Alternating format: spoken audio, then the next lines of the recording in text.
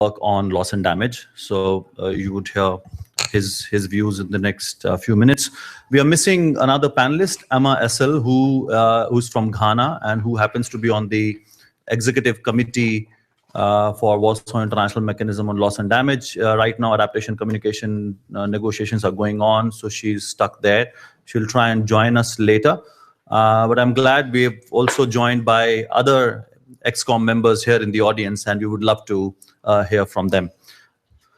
So the format of the side event today is that we'll be spending the first 40-45 minutes in hearing from the panelists. The topic of the side event is financing loss and damage. A look at governance and implementation options. And that also goes with a report that HBF and Climate Justice Program have just released, and we'll be hearing from them what's there in the report. And then we will have some reactions to the findings of the report. We also have another case study from Peru. Dr. Will from German Watch is going to present that. And of course, we will then open the floor. We would like to spend good 40-45 minutes listening from you, your experiences, your questions, and suggestions and inputs. So let me start with saying that a very important issue for all of us and has also taken quite a bit of attention in the last few years. Now we call loss and damage as the third pillar of climate action. For people who are new to this particular issue, let me give a bit of background. When we talk about loss and damage, what we mean is when we have to act on this climate crisis, the first step that we have been talking for over 2 decades now is mitigation, is about bringing down emissions, it's about protecting forests. Unfortunately, we didn't do enough and well in time. And we also realized that we were pretty late in even recognizing this issue and acting on it. Around early 2000, we started realizing that we also need to adapt to the changing climate. In fact, convention does talk about dealing with the adverse impacts, but it took us pretty long time to understand that as global community, we have to come together and start preparing for the worst climate impacts, the adverse impacts. And that's how the adaptation discussion started gaining ground. And that was the time also when the environment community was joined by the development community. That could, what kind of impacts people already started facing 1.5 decades ago. And that's when it became extremely important for the environment community, the development community to come together and start developing solutions for people who are getting impacted. Unfortunately, we have also seen that the issue of adaptation did not get much support, both in terms of finance or even understanding the issue and the scale at which the response is required. While the challenges such as sea level rise or the growing pace of desertification or ocean acidification were mentioned before we wrote the convention, but somehow not much attention was paid. And in the last few years, we also realized that even however the amount of adaptation we do, we are going to see loss and damage, and it's now inevitable. And the world community has to start addressing loss and damage. There was quite a bit of debate that how it is different from adaptation. I'm glad it's settled to a large extent. And the community, the international community has realized that we need to look at it separately as a separate strand. And that's why I was referring to it as third pillar of climate action. While the Paris Agreement has set a very ambitious target of staying below 1.5, of course, 2 degrees Celsius is also mentioned. We also know that even 1.5 degree target is not safe for communities. Islands are already sinking. We are seeing more extreme weather impacts hitting people. And people are losing their lives, their livelihoods, their homes, and income. And it's important for us to look at loss and damage from the context of people and how we are going to help them in these difficult moments and the new challenges that we are going to face in the next few years. While we did make some progress by having Warsaw International Mechanism that was established in 2013 after very strong advocacy and action on the ground and in these negotiations, and this separate stream has made some progress in highlighting the issues such as migration, risk management, even the non-economic losses that communities are facing. And of course, the whole challenge of how do we finance the work on loss and damage. But we have experienced that the work has been going on very slow and facing a lot many operational challenges as well. It's a small committee with very little resource, trying its best, but the issue is mammoth.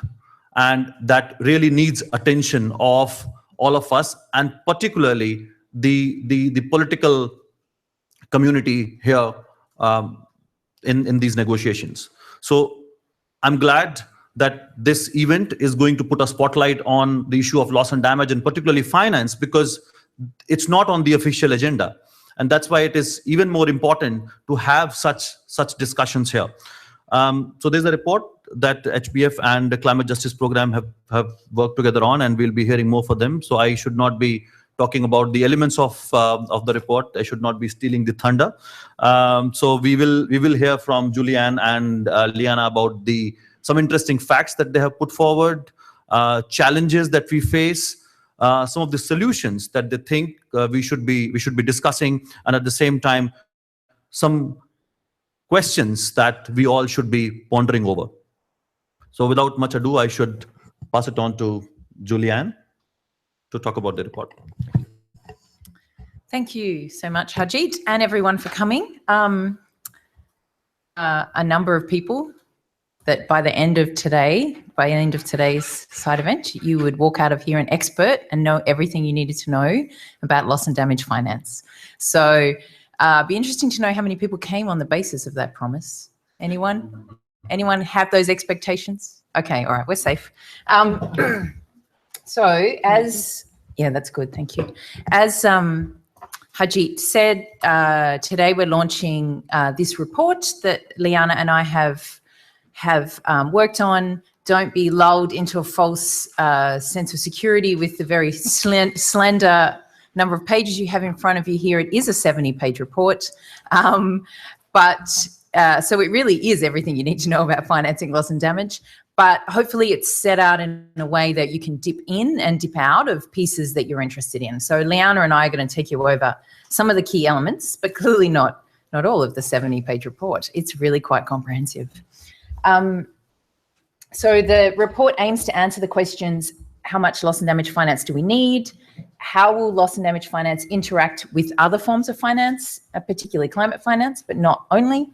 How can loss and damage finance learn from adaptation and humanitarian finance? And you can probably read it better than me. How will or should loss and damage finance be delivered? And what outstanding questions need to be answered? Particularly what we wanted to very much focus on was what the key next steps should be on loss and damage finance. Because as Harjeet said, we've been working on mitigation, then adaptation, then loss and damage.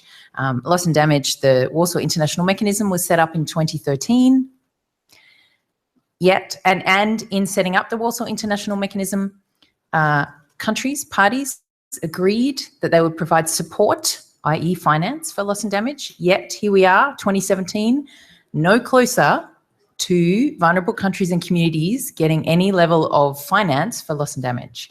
So this report aims to address that by kind of identifying the key building blocks that need to be put in place and the key steps that can be taken to put those building blocks in place. So maybe to start with definitional issues. What is loss and damage? So I don't know how many of you can we get a show of hands? How many of you have been following loss and damage and feel as though if I put you on the spot right now, you could give me a definition for loss and damage? Okay, about 5 of you. So this will be illuminating, but also in writing this report, we thank a number of people in the introduction, in the acknowledgements, because what we found in writing this report was that we, mostly me, had a number of really in-depth discussions with loss and damage experts about, well, what do we mean by loss and damage? What are we going to finance? And those experts came from a range of perspectives. let's say, and a range of countries. So there's, I imagine if I ask those of you who put your hands up, each of you might have a slightly different definition of what loss and damage finance is. But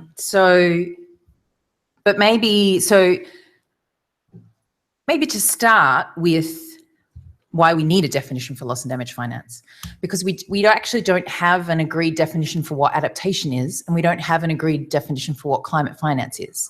So why do we need to bother getting a definition for what loss and damage is? Can we not continue to use, there are working definitions of what loss and damage is, can we not continue to use those going forward? And the key reasons that we identified for wanting to do something about defining loss and damage. One, essentially there were four. I feel like we've skipped a, oh yeah, thank you. There were four reasons. One, it'll help us in working out how much finance we need. Two, it'll help monitor how much finance is being given and being received. Three, it'll help us to allocate funds that are genuinely loss and damage. And four, and maybe most importantly, it'll some kind of definitional work will help reduce political disagreements and tension. And so to give you some concrete examples of overcoming obstacles, if we look at the experience in adaptation finance, the Adaptation Watch 2015 report examined the OECD countries' contributions to adaptation, self-reported contributions to adaptation for 2012. And it found, and then it looked at each of the projects that had been self-reported as adaptation finance. And it found that in their opinion, there was an overclaim of 700%. So out of the 10, I think it was $10 billion that had been claimed by OECD countries as adaptation finance, the Adaptation Watch 2015 report found that $7.7 billion of that was not actually adaptation or adaptation related. So, and that then flows on to tension between developed countries who say they're meeting their commitments and developing countries who say developed countries are not meeting their commitments. So we have political tension arising out of a lack of agreement over definitions. Another example, recent example, and I know I'm taking too long, I'm going too slow, I'll try and go faster. Another recent example is if we look at the recent GCF decision not to approve finance for Bangladesh, UNDP, it was Ethiopia. UNEP, Ethiopia. A project in Ethiopia that was aimed at increasing the resilience of women in the community around water. And the GCF decided that that was not adaptation. Some agreement around a definition will on loss and damage will help us to overcome these obstacles when it comes to loss and damage. And in having conversations with many delegates on loss and damage, these definitional issues come up quite frequently. So can you go back up to the second slide? Sorry for jumping. No, keep going. Yeah. So what we did was look at the key areas that loss and damage overlaps with. And the three key areas that I've got here, one is the overlap between loss and damage and what is thought of as normal development, which was the problem that we had with the GCF recently refusing to fund the Ethiopia project. And we identified that the way to differentiate between loss and damage, a project you might fund for loss and damage and a project you might fund for normal development, was essentially whether the action was made necessary by climate change impacts. So that's the way to separate out those two elements. Oh no, back up. The second piece is that if we look at where loss and damage overlaps with disaster response. So obviously there's a lot of overlap when we think about loss and damage, we often think about extreme storms and extreme droughts. And so there is overlap with disaster response. And the differentiation there between disaster response and loss and damage is whether it's caused whether the impact is likely caused by climate change. And then the third and maybe trickiest one that people sometimes have problems differentiating between where is adaptation and where is loss and damage, and where is there a differentiation between the two. And there is absolutely, I think, a grey line between when activities move from being adaptation to being loss and damage. In some cases, there's not a grey line, but in some cases there is. And we need to acknowledge that. But essentially, we worked out, or we, you know, with many discussions, came down to our thinking, which is that the difference between adaptation and loss and damage can maybe best be articulated by saying that it's when that activity moves beyond adjustments and instead requires an altogether different magnitude of response. So I'll give an example of that. Yes, 2 minutes. Okay. So the example that I'll give is, for instance, if a farmer can no longer grow a certain kind of wheat because of droughts, so they might take an adaptation response to choose to grow a different kind of wheat, would be one adaptation response, or to choose to access a different set of water, so some kind of response that allows them to stay in agriculture. If climate change gets bad enough in the area, or if they're unable to get the finance or whatever to take those adaptation responses, then they may have to change to a completely different livelihood, in which case their traditional way of life is going to change quite dramatically. That's when we shift from adaptation to loss and damage. And there will be, in some instances, kind of a grey area of shifting between the two. So we identified these as the three, yes, thank you, the three, I guess, ways of differentiating whether something is loss and damage. And I'll go very quickly through this one. No, back. So, as I said, we don't have an agreed definition for adaptation or for climate finance. We know it would be tricky getting a definition. And lots of people have said, don't spend the time on getting a definition. We'll just get bogged down in it. So what we recommend in our report is, rather than agreeing a definition, that we actually put in place a set of criteria or guiding questions based around those three key elements that I talked about before, and that be combined with an illustrative but not exhaustive positive list. And in the report, we start going through what that positive list might be. It starts with things, you know, very obvious things that we've been talking about for a long time, like insurance. It moves to things that we've had some, I guess we've had some debate about whether they're loss and damage or not in the past. So things like resilience programs might in some cases be loss and damage. So basically we have a set of criteria teamed with a positive list that allow us to differentiate whether something is a loss and damage project and should be funded by loss and damage. And importantly, as part of this, next slide, please, thank you.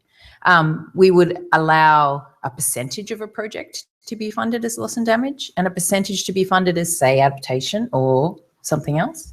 Kind of definitional scheme would be country driven, because countries understand their experience best, but would also be complemented with some kind of panel that the WIM would set up or the WIM would run that would assess whether a project meets these particular guidelines.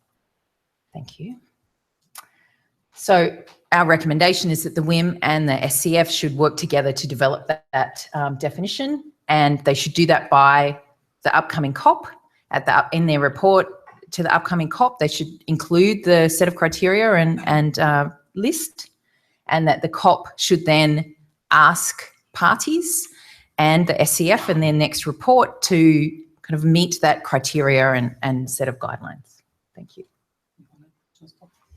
And then very, very quickly, because I know I'm running out of time, one of the next questions we wanted to answer was, how much loss and damage finance do we need? And particularly from many of the developed country delegates, I get the question, they are working from the assumption that loss and damage finance is going to come from adaptation finance. So we assessed, could could loss and damage finance come from adaptation finance or from some other source of finance? So we looked at the work that's being done on how much finance is being provided in what areas. And essentially, I mean, it won't, if you've given more than 30 seconds worth of thought to it, it won't come as a surprise to you that there are finance gaps everywhere you look. There's a massive development finance gap of, you know, I think they say we need to increase development finance by 750% if we're going to reach the SDGs. That's a kind of big gap. We have kind of embedded within that, there's a humanitarian finance gap. Countries are giving more money than they ever had before for humanitarian finance, but still it's falling, I think, at the $15 billion short. Disaster risk reduction finance gap. And we, as we know, because the UNEP produces reports regularly, we have an adaptation finance gap. So basically, nowhere are we getting enough money to fill the already existing needs. We start to think about how much money we might need for loss and damage. Now, how much money we might need for loss and damage, I've got a cost estimate down there. There are a range of cost estimates around.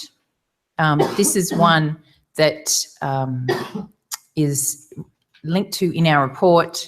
It's the Barsh et al. Technical paper that they produced for Oxfam about 1.5 years ago. It's fairly conservative, so it's in the middle of the range, but a more recent number.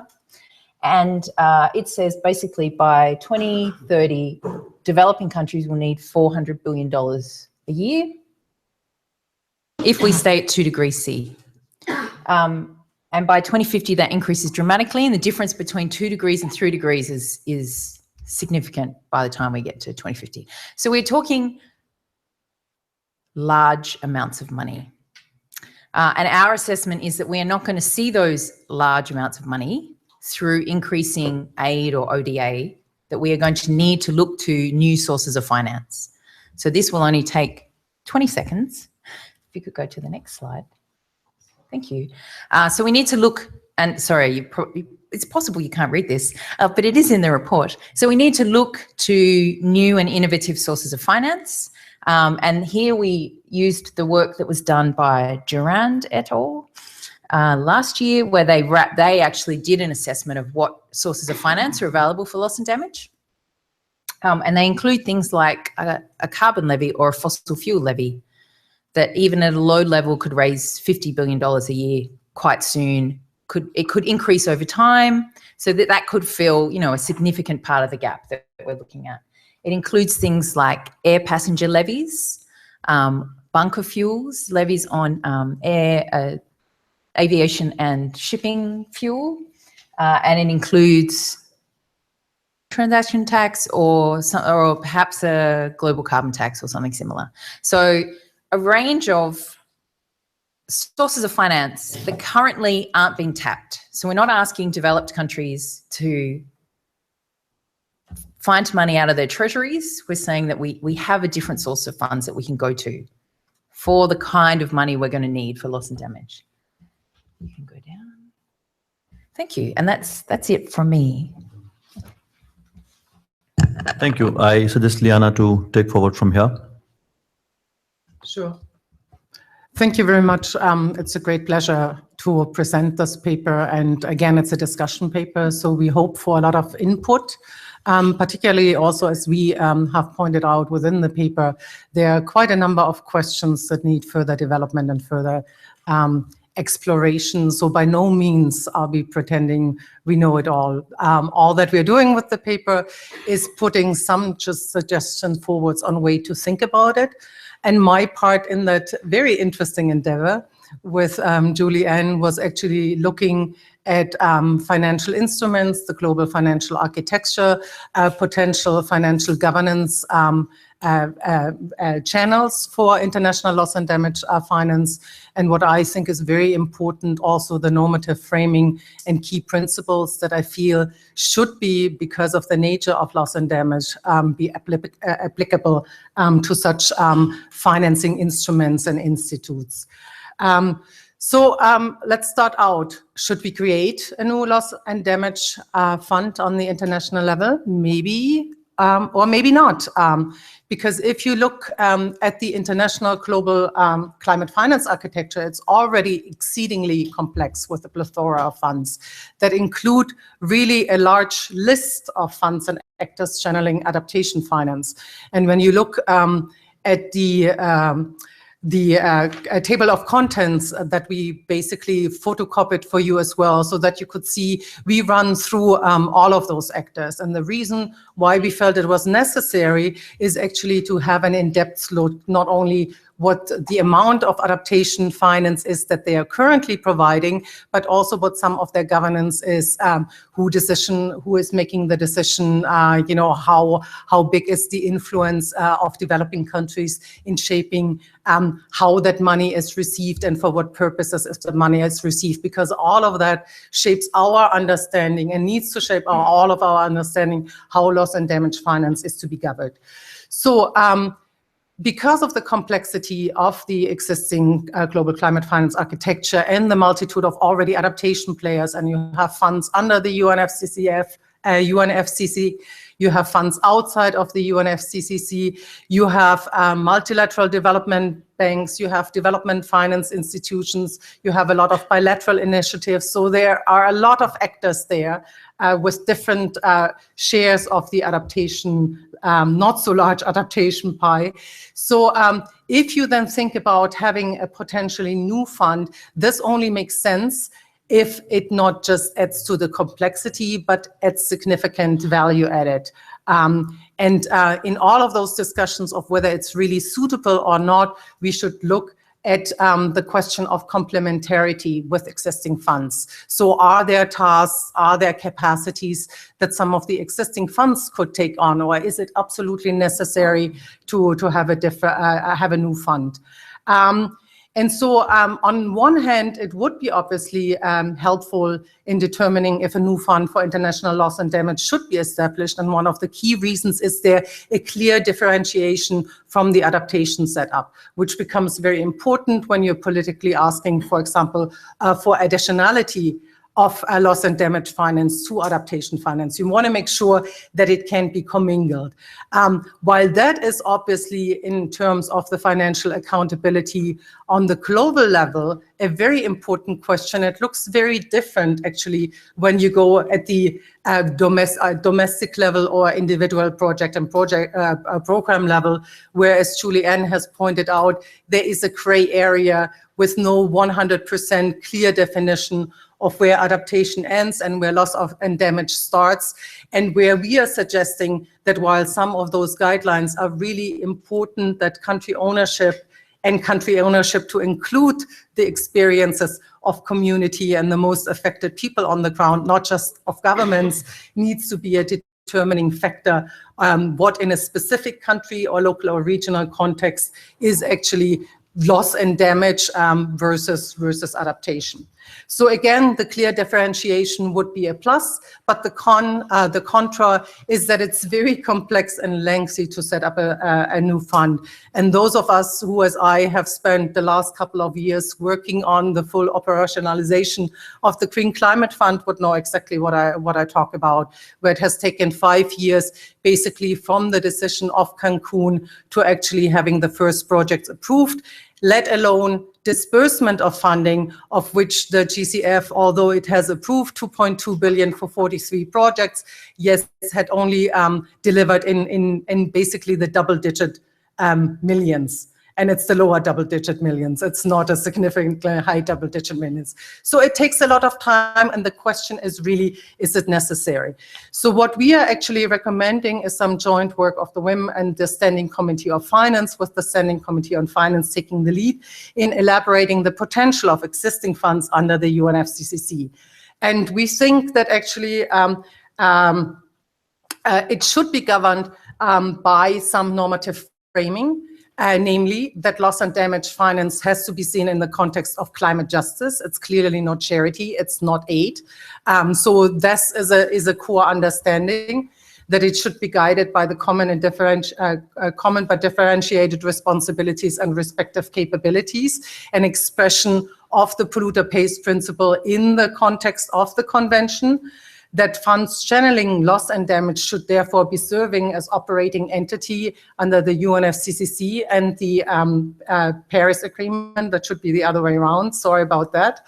That the ability to provide developing countries with direct access should be a key consideration, and that should include, in particular, simplified and enhanced direct access modalities, that you should look at a governance structure of decision-making that is at least equal, if not equitable, meaning putting majority developing country in the driving seat, and that it should have the ability and the mandate to receive inputs from innovative alternative funding sources, because as we heard, because of the additionality, that's the most likely scenario to actually come to a significant amount of money that is also easily differentiable, separable from some of the other climate finance provision.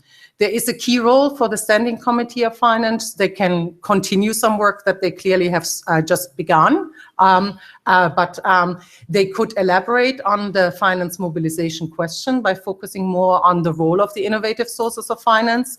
They could develop a standardized MIV approach to loss and damage finance in cooperation with the WIM.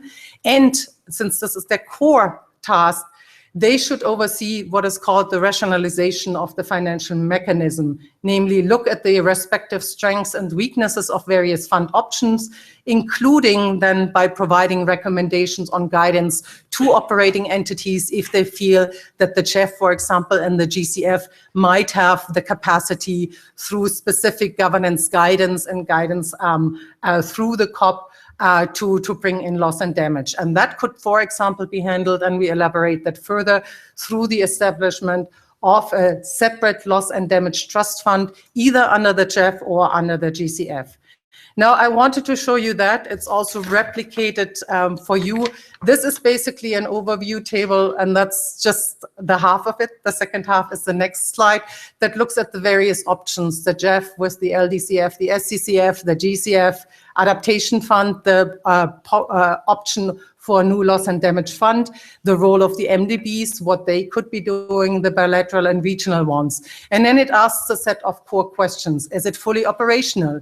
Is it under the UNFCCC and the Paris Agreement? What's the eligibility like? Is CBDR applied? What's the governance or the independence of the board? Is there an approach to trust fund management? What are the access modalities? What are the implementing partners? Financial instruments lost. Question, is there the ability to fund full agreed costs, and not just full incremental costs? And for example, among the funds, only the Adaptation Fund and the GCF at the moment still have the capacity to fund full agreed costs in grant form. And I think that's an important climate justice consideration under loss and damage. The project and program size is a really important one, because if you see that loss and damage is not only massive in scale internationally, but also might entail some massive projects and adjustments, then it's very important whether the funding structure has the ability and the full range to go from micro to large scale projects. The form of financial inputs is important. Again, the Adaptation Fund and the GCF both have either the practice or the mandate to actually explore innovative financing sources as a financial input for their respective trust funds.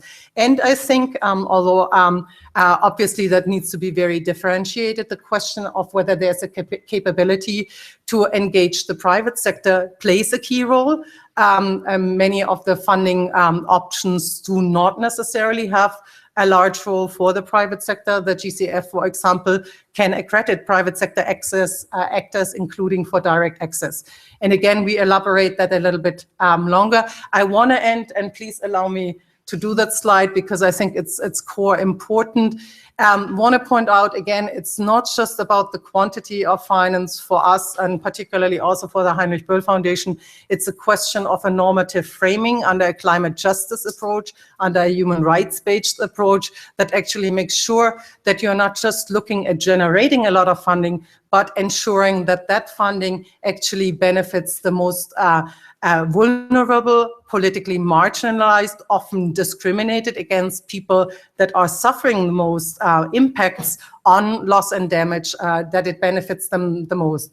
And so even considering that you might get UNFCCC provision either under the GEF or under the GCF of innovative financing sources for a majority of loss and damage. And for example, the decision that established the GCF pointed out very clearly that a large part of multilateral adaptation through the GCF. So you could have a similar COP advisory for a loss and damage finance provision, for example. So even so, you will have other actors outside of an UNFCCC framework. Bilaterals might continue to play the role. MDBs might continue to play the role. So you want to have some overarching principles. That includes the polluter pays, fossil fuel extraction we mentioned. Predictability, which we think is something that is addressed through a focus on innovative financing institutes. The additionality, we already talked about that, additional to ODA, but also on top of existing climate finance commitment. Precaution, I think this is a really important political point here, that the absence of indisputable scientific evidence or methodological clarity should not delay the discussion about how to raise funding and how to channel it. Gender equality and the human rights-based approach. It's a moral imperative to support the poorest and most marginalized people. Country ownership and subsidiarity, I want to dwell on that just for half a second. Namely, that I think it's really important that we need to come to an understanding that country ownership is intra-country, not just country governments, and that we should really focus on making financing decisions on the most possible local level. And lastly, appropriateness. And under a climate justice framework, we have to look very closely which financial instruments are suitable, so that they not impose additional burden or injustice. And that might, for example, be the case if there's an excessive provision through loans. And I'll end with that. Thank you. Thank you, Liane and Juliane. That was quite a lot of food for thought for us, as you can see. So these two co-authors have done quite a bit of work in this paper. That's why it's 70 pages, and we need time to digest. What I'm going to do is to invite some reactions from experts. So we have got Pascal, and I would request Krishnaji also from the floor to have some immediate reactions. Then I would open the floor for the first round of questions, and then I'll come to you. Because I think we need reactions on this particular piece first. So, Pascal, we'll start with you. Thank you, Arjit. Good afternoon, everybody. Well, first and foremost, thank you very much for having me on this panel. And congratulations to the authors for a very compelling overview of options for loss and damage finance.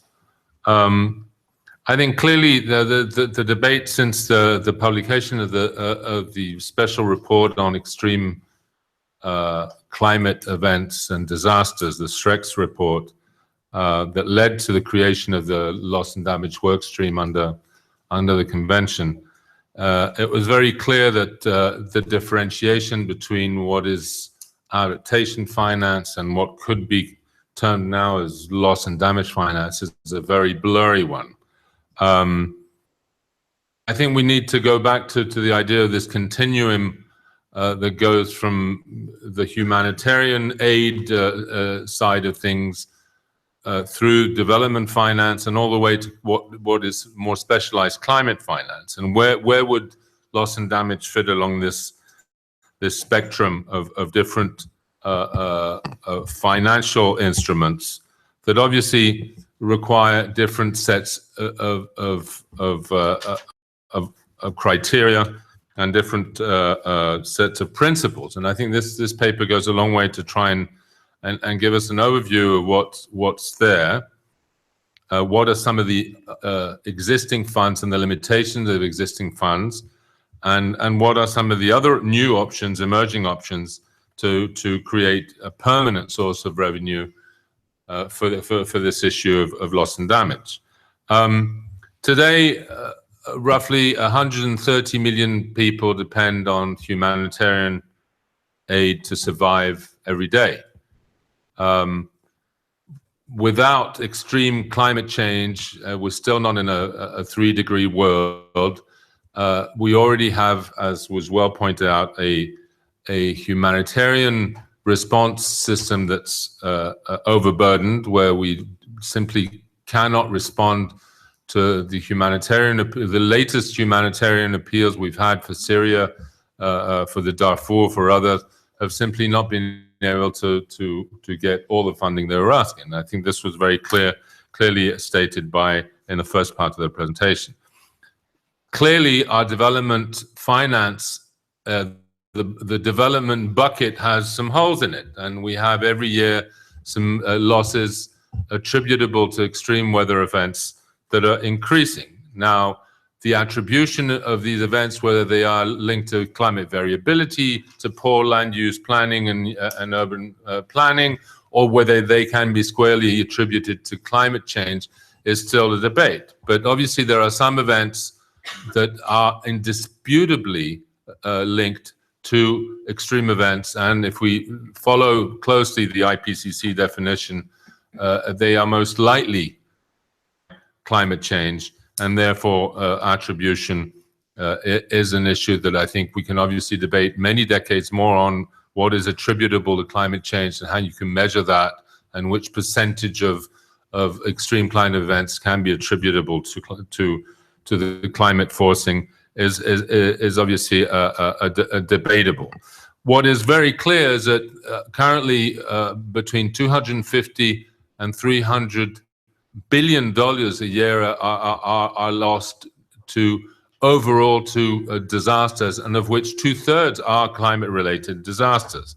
So again, the development bucket has holes in it, and then how can we address the issue of loss and damage when development finance should be obviously optimized to take into account risks related to climate? And again, I think we tend to think in silos, to fund things in different pots, be it climate finance, development finance, humanitarian finance.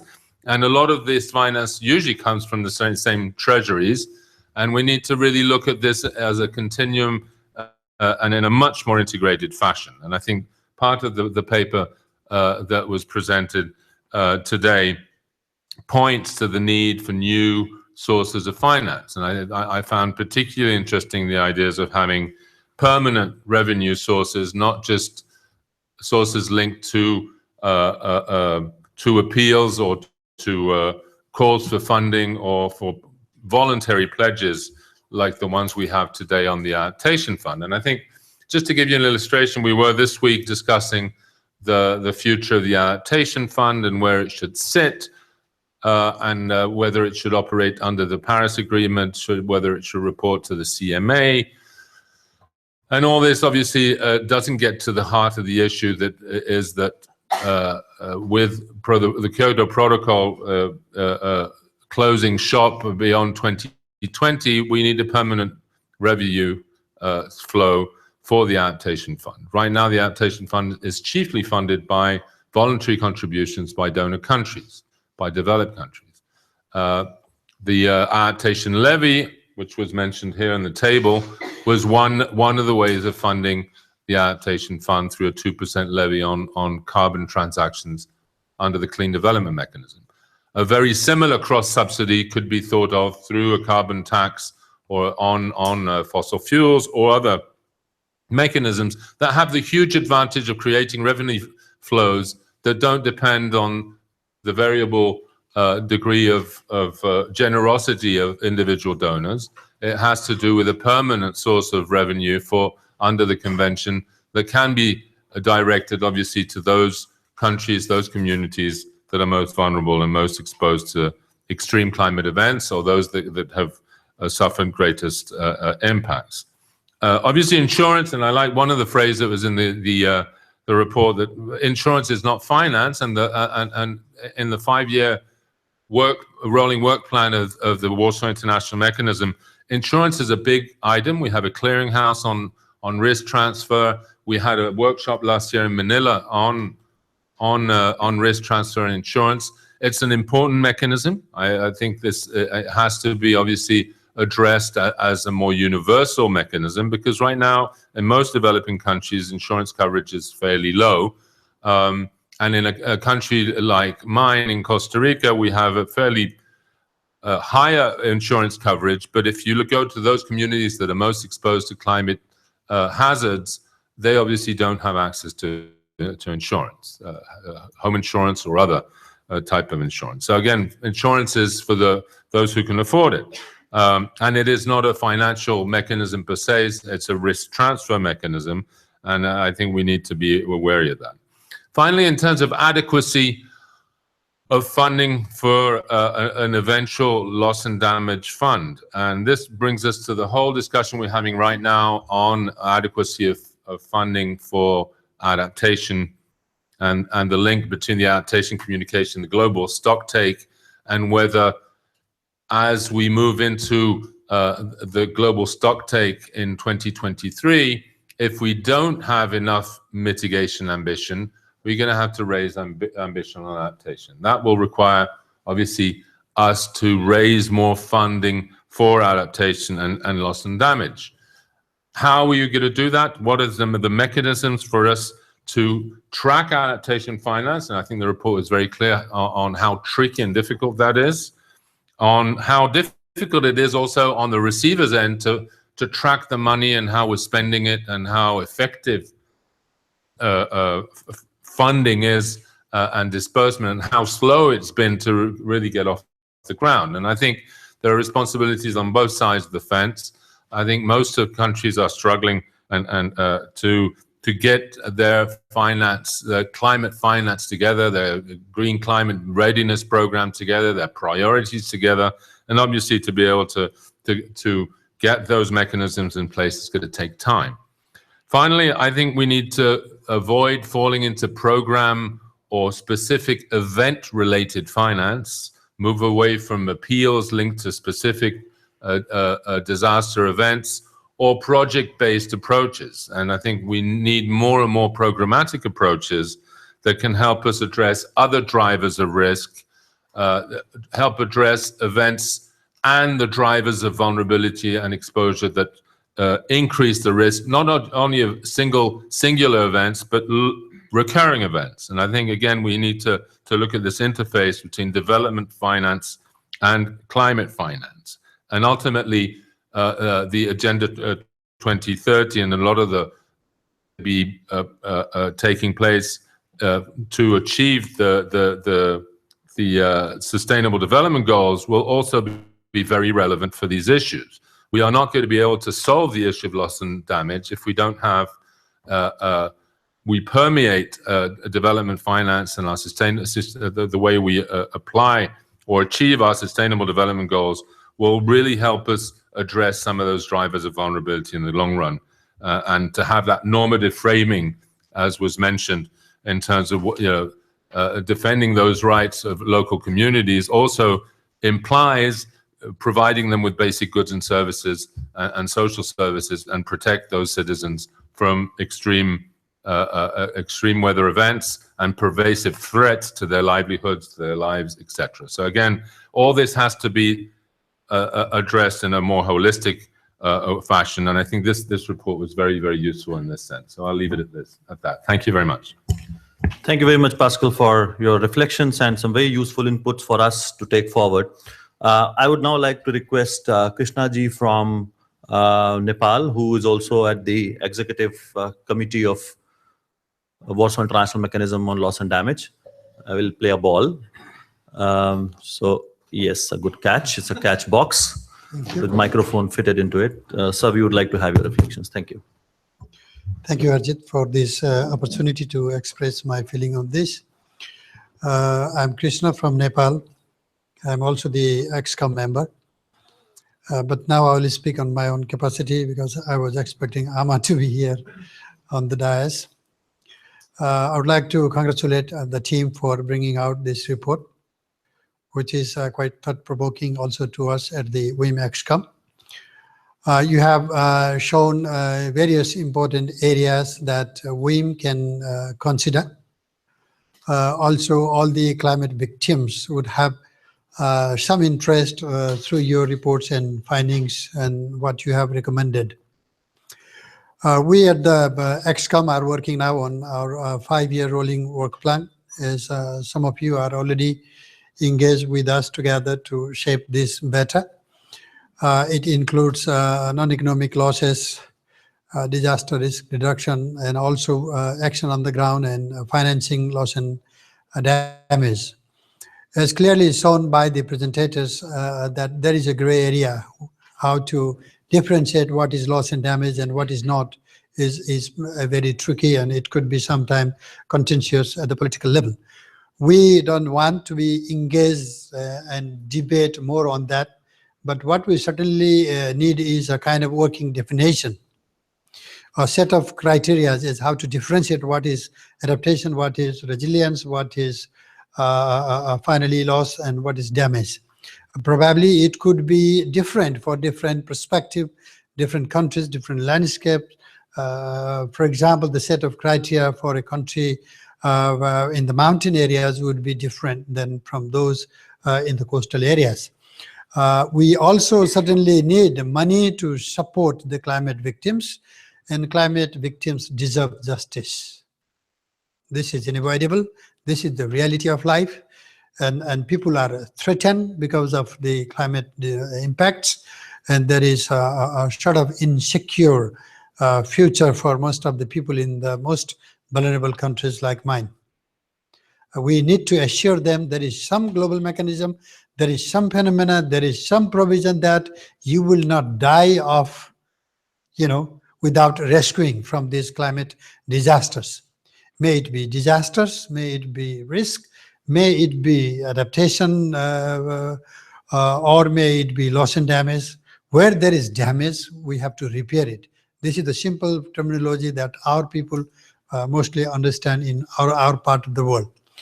However, regarding the financial provision, to me, the loss and damage deserves drawing earmarked funding from whatever existing and potential source for funding on climate change. This is not beyond or away from the climate change sphere. Whether somebody may consider this is because you did not plan on time, you did not minimize the risk, your plans were not disaster risk reduction and Sendai framework oriented, you wait until you are lost and damaged. But at that end, we should not leave the victims unjustified.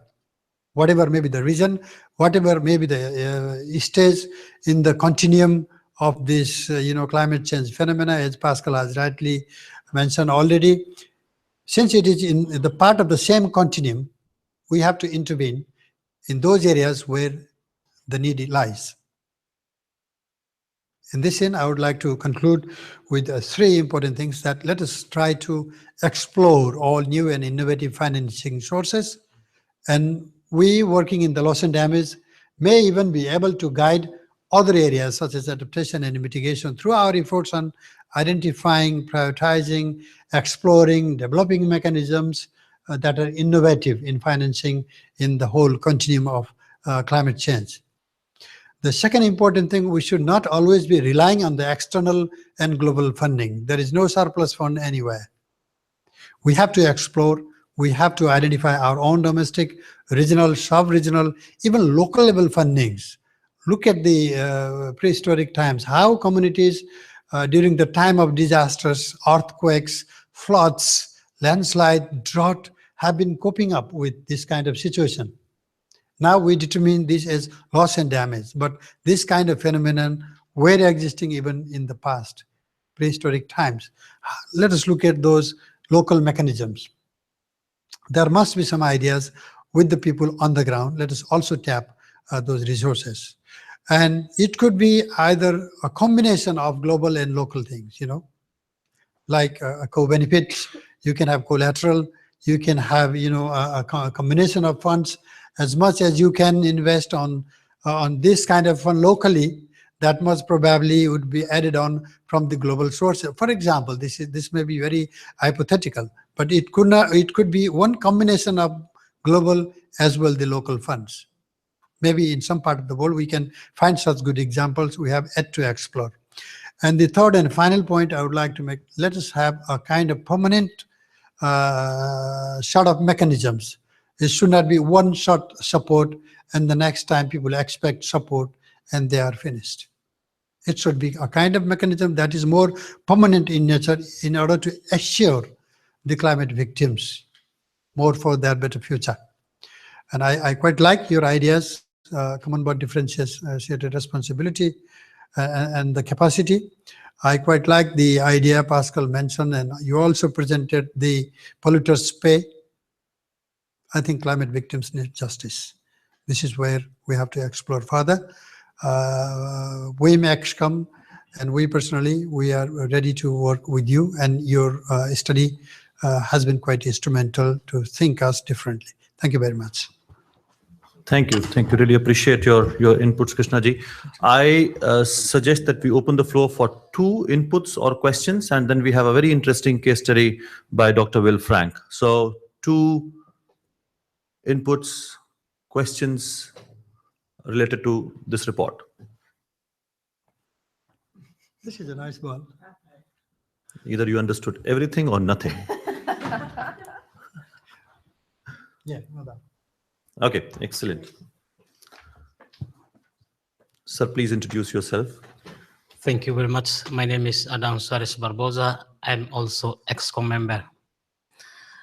I just want to add the financial mechanism for loss and damage. This is critically important.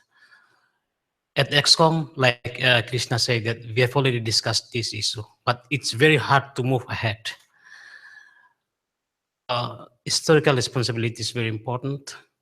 Climate justice, polluter pays, is very, very important. But this is my individual view. It's not acting as EXCOM, but we need to think ahead. And I also would like to accept Pascal's views to create a permanent body. Let's say loss and damage fund under the convention. This will be helpful for all of us, especially for those who are vulnerable to the impact of climate change from small island states, as well as from LDCs and all developing countries. Otherwise, we will negotiate loss and damage with nothing.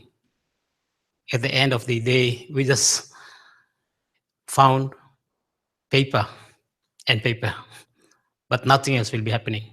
We also need to think about the mechanism, the insurance mechanism, I mean. We need to think about this, how to have an insurance. Who is going to pay the premium pay for those who are vulnerable to the impact of climate change, but no capacity to pay for themselves? This is critically important. Whether or not we are going to ask somebody else to pay for those on behalf of them for the premium, and then once they got a disaster, they can get money from those insurance. I think this is something that we need to think about. So with that, I would like to thank you. I was not here for full because my colleagues, they were asking us to take part in some negotiation. But anyway, at least I'm here. Julia, thank you very much. Thank you very much for taking our time and for your very useful inputs and underlining some very important points. So we have Ali. Can I draw it? I'm ready. He cannot play a ball these days. He needs some more time. Thank you. It's less of a question and more of a comment or a personal reflection. I thoroughly enjoyed your paper. I read it while you were speaking, and I took pictures of your slides as well. But truly speaking, I was at a loss also.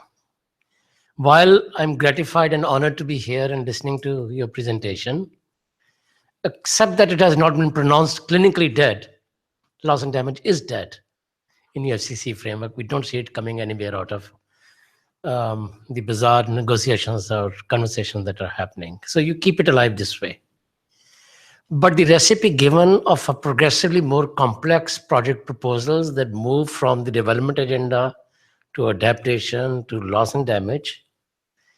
When I think of developing country policymakers and the silos within which the ministries and departments work, I don't know where that capacity is. It's having a arithmetic riddle of a PhD level for a student who is not even going to school as yet. For most policymakers who develop projects in developing countries, probably they'll not be able to understand the complexities that you're referring to, or that GCF or other financing windows may expect in return to fund such projects. The heat that we saw after the rejection of Bangladesh proposal last board meeting is illustrative of that kind of fact. So the gulf between our understanding what adaptation project would look like or loss and damage project would look like, and where we stand. Sorry, I can't stretch my hand. I would have liked to stretch it for a mile. The difference is huge. Difference is huge. And with each such meeting, it seemed to be growing. So it's my personal reflection, more of a comment on sadness. 20 years ago, or maybe some of you will remember when we were discussing environmental agenda after the Earth Summit, we were talking about end of pipeline treatment. And then we said, no, we need to go up strategically and not do end of pipeline treatment, but invest there so that there is no pollution or pollutants coming out. Now you're saying wait for loss and damage to actually happen, then we'll fund. In the GCF language, not in your paper, I'm sorry. So in that sense, the gap is growing. So my submission is a good development. We can define it as loss and damage or not. That is secondary. Thank you, Ali. Can I give you 30 seconds each, because you took quite a bit of time earlier, to quickly react to some of these. Most of these are comments, but if you have anything to say, because I would like to give floor to Dr. Will then. Just maybe picking up on the notion of the need for more programmatic approaches.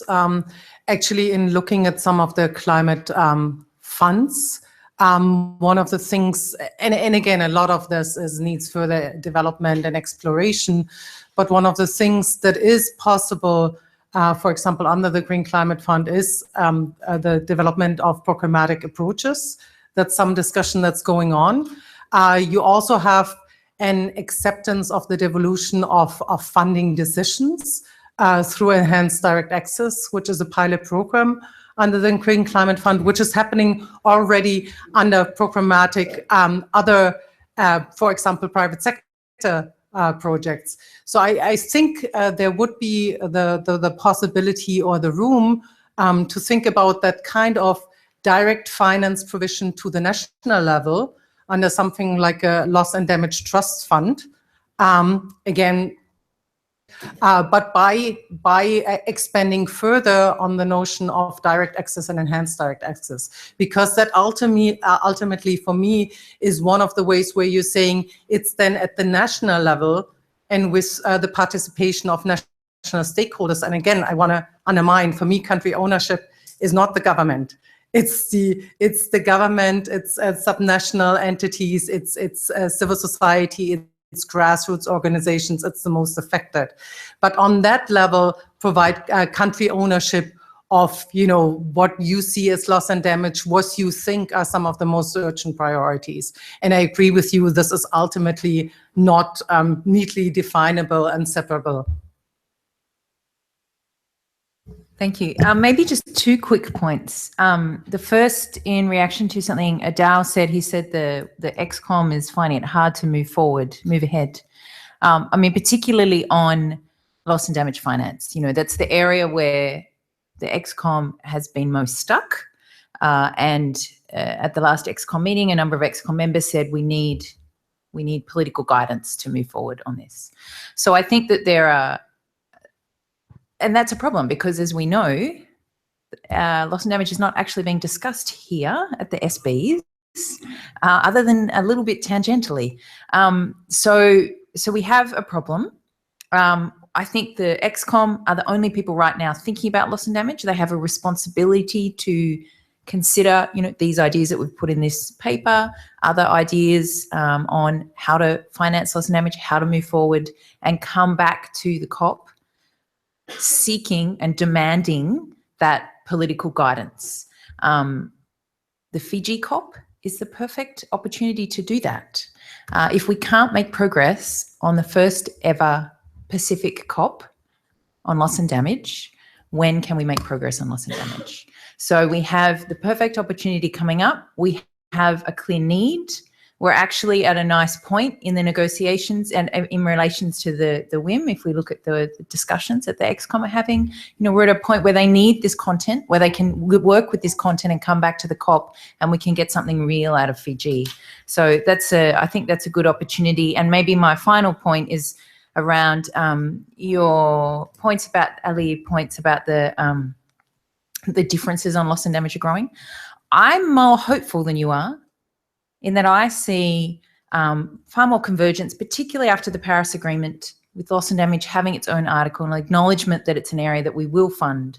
The problem we have is that some people, the conspiracy theorists among us, might think that the radically under-resourcing of the WIM ExCom and the fact that loss and damage is not being discussed in the actual negotiations could be a strategy to keep it on the down low.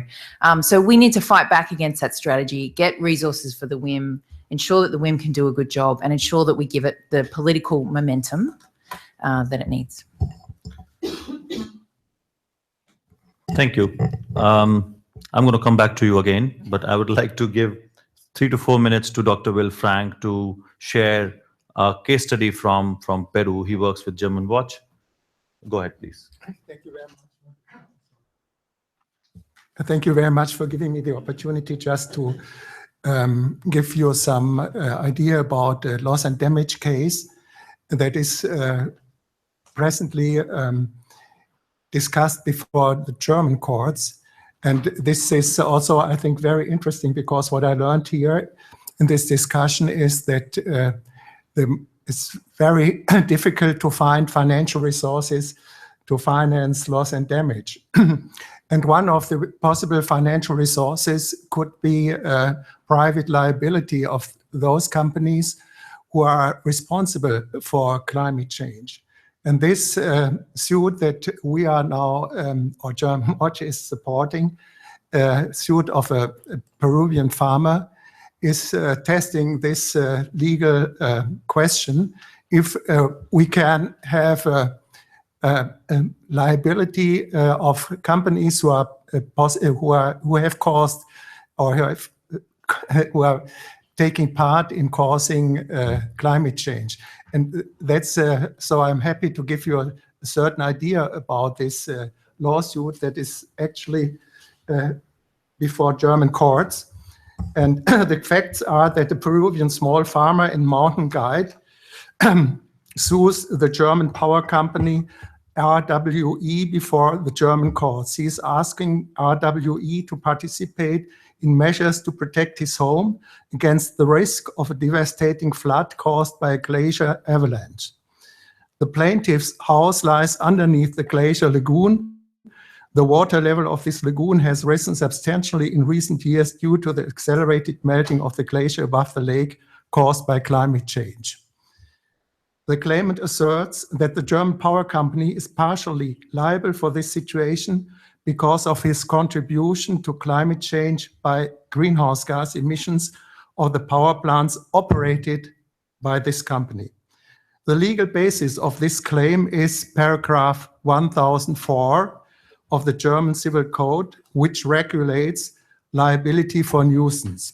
According to this provision, he who causes a nuisance to someone else's property, private property, has to remove this nuisance to the extent of his contribution to the situation.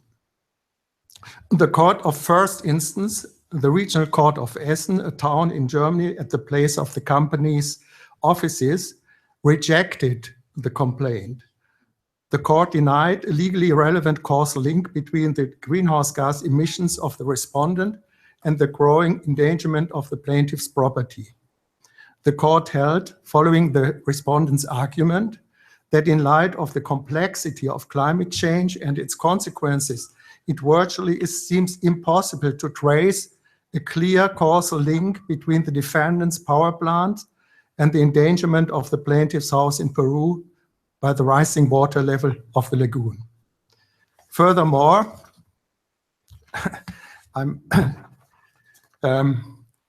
the court held that the respondent is only one of so many polluters all over the world, and that therefore its contribution to climate change and its effects does not meet the conditio sine qua non test, or in English legal terminology, the but-for test, in order to establish legal causality. The plaintiff has appealed this decision. Does he have a chance to win? We think yes. For concerning the causal link, 4 different steps can be distinguished and can be proven by expert hearing. First step of causality, the greenhouse gas emissions of the defendant's power plants rise to a certain percentage into the atmosphere. Everybody knows that here. Second step, the additional greenhouse emissions entails to a physical law of rising density of the greenhouse gas layer in the atmosphere all over the world, also in Peru, independently of where the emissions have been set free. This is due to the physical laws of Böll-Marriott. If one feeds gas into a room, the pressure of the gas molecules rises in the whole room evenly, which means that the density rises also in Peru or over Peru. To prove causality, therefore, it has not to be shown that the German greenhouse gas molecules, the specific molecules, make the long way to Peru. What is with respect to causality, to legal causality, only relevant is that according to these physical laws, these emissions have a causal effect on the density of greenhouse gases in the atmosphere, not only over Germany, but all over the world. Okay, I'm coming to the end.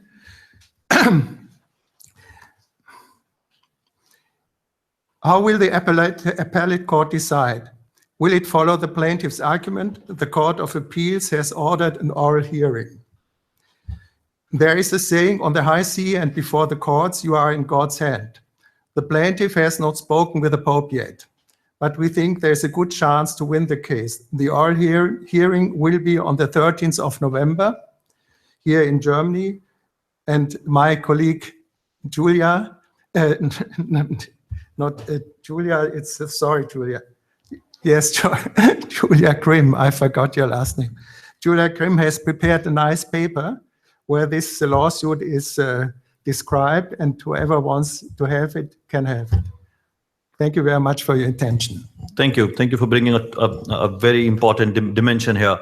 We have been talking of liability and compensation for a long time when it comes to loss and damage, and developed countries had anticipated such liability claims, and that's why they pushed and blackmailed to a large extent that it should not happen, and that's why there's a clause in the Paris Agreement where in the decision of the Paris COP that there should not be, so loss and damage doesn't mean that you can actually sue us. Of course, there's a legal language around it, and there are different interpretations around that language, but that fear has been there, and nothing stops us from taking these companies to court. Of course, in the first round, we didn't succeed, but I'm sure we will succeed eventually.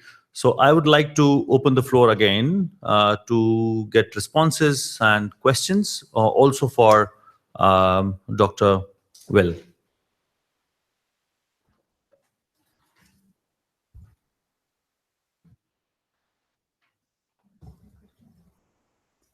If you can think of any other innovative source of loss and damage finance, you're most welcome.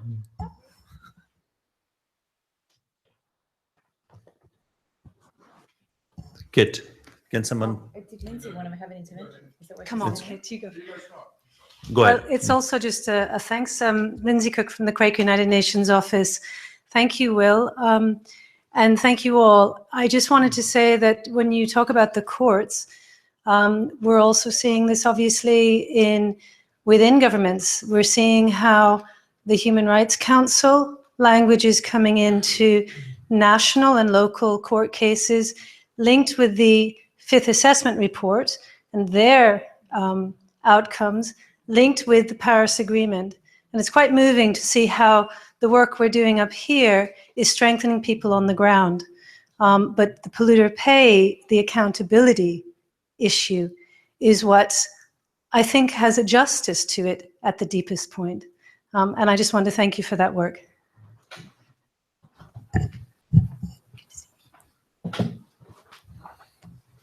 Okay, I hope this works.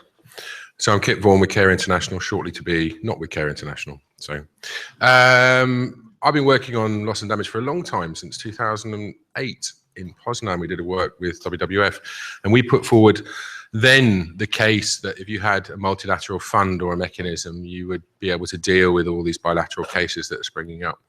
And we haven't really got anywhere since then, I think. And I think one of the things interesting, I kind of feel like we're talking to the converted in this room. I just came out of a meeting with the UK delegation who still refuse to see loss and damage as a third pillar in the negotiations. So we've got work to do. What does that work look like? What do we need to do to actually make loss and damage be seen as a component, a core component of any global framework on climate change?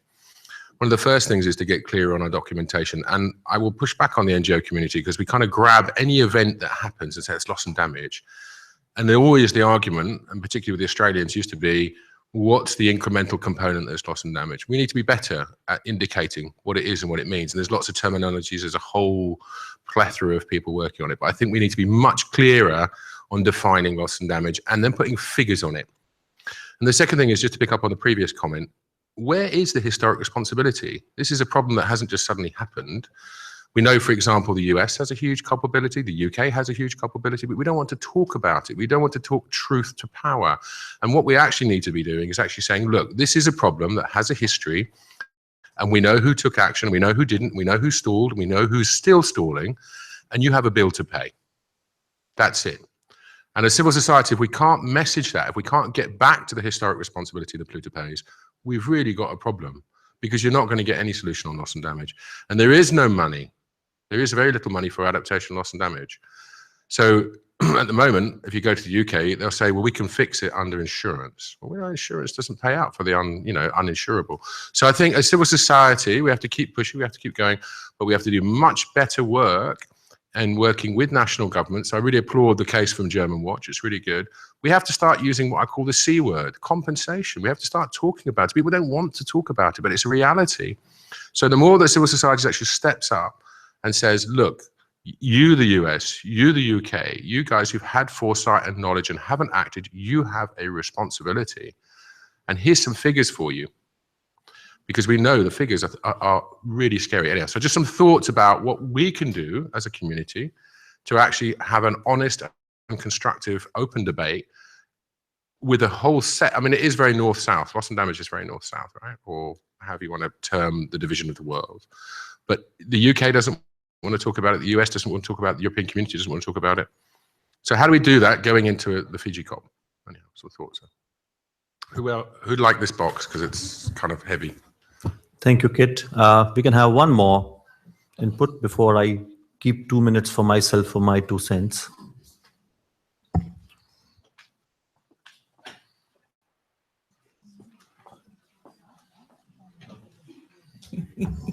Thank you.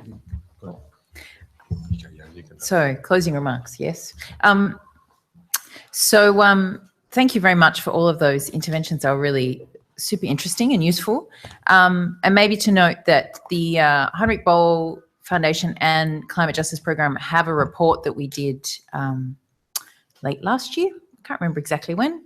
And it's called Climate Justice, and it sums up all of the various litigation that's going on around the world and talks about the legal basis for how we take litigation against both big polluters, fossil fuel industry, and governments. And so I'd recommend that to you if you're interested in litigation and how we take that forward. maybe to deal with the compensation issue in particular, as Harjit said, at Paris, one step back, at Paris, we got a separate article on loss and damage. We acknowledge that loss and damage is a real thing and that we are going to provide finance for it. That was a separate second acknowledgement that we're going to provide finance for it. Separate to that, in the decision, there was this will not provide basis for liability and compensation. So in our report, we do not see any of the loss and damage finance or support projects that we've recommended in here as compensation. We see them as support or finance. And the difference, I can go into the difference if we have time and if people want me to, as I see it, but in here we're talking about support and compensation. So it's not compensation, support and finance, fully supporting the litigation and other activities that are happening to actually seek compensation. Can't be more supportive enough. Within the UNFCCC, we feel that at the moment, parties have indicated they're not willing to go there. Sure, and that doesn't stop us necessarily talking about historical responsibility and polluter pays, because that's an absolute core part of the UNFCCC. And many of the innovative sources of finance that we talked about are based on the polluter pays principles. So they're about making the fossil fuel industry fund the damage that it's doing. It's about making aviation and shipping pay for the damage that they're doing. So we can incorporate those elements into a support and financing mechanism without having to worry that we're tripping over the compensation element. Just really quickly, I don't pertain to be a loss and damage specialist. I'm looking at finance, and I think one of the issues within the finance discourse to get us back to the historical responsibility is actually put the focus back not just on the amounts of financing, the quantity discussion that gets very nauseating also because we know we don't get the quantities that we need, but get, again, the normative framing and the qualitative aspects of financing back into the discourse. A dollar is not equal to a dollar is not equal to a dollar, depending on how it's provided and by whom it's provided, and to who is receiving it. And I think, again, those normative, human rights-based, gender equality-based, climate debt and climate justice-related discourses are fundamentally necessary in the discourse on climate finance. And when if some of the discussion about loss and damage finance can help to instill that normative framing back into the finance discussion, then the better. Okay, well, again, I'm going to be speaking on my personal capacity and not as representing the position of the Costa Rican government. Clearly, the issue of compensation liability, at least our negotiating group, ILAC, has stated we don't want to defend necessarily the issue of compensation and liability. Well, what we do defend, and it was certainly we were instrumental in including issues of human rights and gender and in the preamble of the Paris Agreement. And I think ultimately, as Kit well pointed out, we will need to make the case for compensation and for the impacts that climate change is having on vulnerable communities. And we should demonstrate much more convincingly in terms of attribution how this is going to pan out, how these impacts can be attributed to pollution. And I think that would be also a way of making the case for the type of funding mechanism that's proposed in the paper. If we want to have these revenue flows for loss and damage under the convention, obviously that fund can't be used to sue another state, a member of the UNFCCC, but it can be used to increase the resilience, the capacities for local communities, for local governments to address these issues of attribution and to face the issue of loss and damage. And I think this is, again, an issue in terms of a normative framework that has to do with human rights. And this is certainly an issue that's going to grow in the future and we need to address. Thank you. Do you have to say something? Very quick. Well, I think that there can be used also definitions that are already in law, in international law, with respect to loss and damage. We have this famous trail smelter case where a loss was compensated dealing with agricultural loss, forests. So there are already cases where we in law, and I think this litigation initiative can also help to make clear in the political system that somebody has a responsibility, and if we can, if we can reach a positive judgment in this case, this will put pressure on the governments to deal with loss and damage in a way where there is money for loss and damage. So this is the purpose of this litigation, not just a litigation.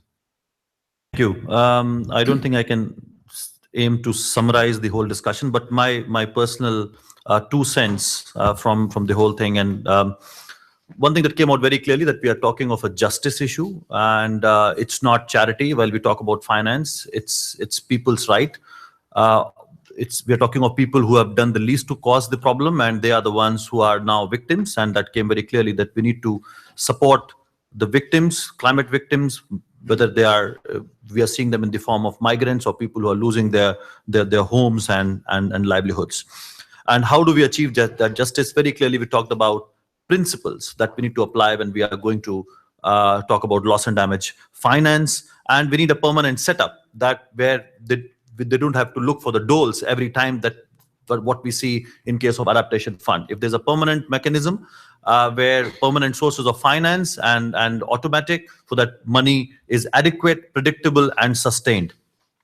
The third aspect that I also heard a lot about continuum, and I think that's still a bit of unsettled issue, where how much we look at attribution when we talk about loss and damage finance, and how do we look at the operationalization or implementation of the work at the national level. My understanding is at the international level, we still need to talk about attribution and talk about a separate fund. But at the national level, our strategies have to be in the form of continuum, because we can't differentiate between adaptation and loss and damage there in many areas. And those gray areas exist. And I don't think we need to boil the ocean to define what those gray areas are, because that's where what Ali was trying to say, that's where development and adaptation and disaster risk reduction and loss and damage and social protection all are in one basket. And many countries have demonstrated examples of implementing those strategies. And I don't think we need to fight a battle of attribution there. And then the fourth aspect is about the national realities. Yes, discussions have progressed here, but there's a lot needs to still happen at the national level, particularly in developing countries who are grappling with so many issues, and then there is a new issue now dumped on them, without their say in it. So I think developing countries also have to put their house in order. We also see that how different ministries are holding different portfolios, particularly when it comes to disaster response, risk reduction, and environment ministry deals with climate change. And there is no convergence there still. So I think there's a lot of work that needs to happen. And lastly, on the compensation issue, nothing stops us. While we know there are challenges to talk about it explicitly in UNFCCC space, nothing stops us from working on it outside. And that's another way to achieve justice that we all agree the whole issue is all about. So thank you very much. I thoroughly enjoyed the discussions. Thank you very much for giving me the opportunity and for your participation. Are there a few copies of the executive summary if you want?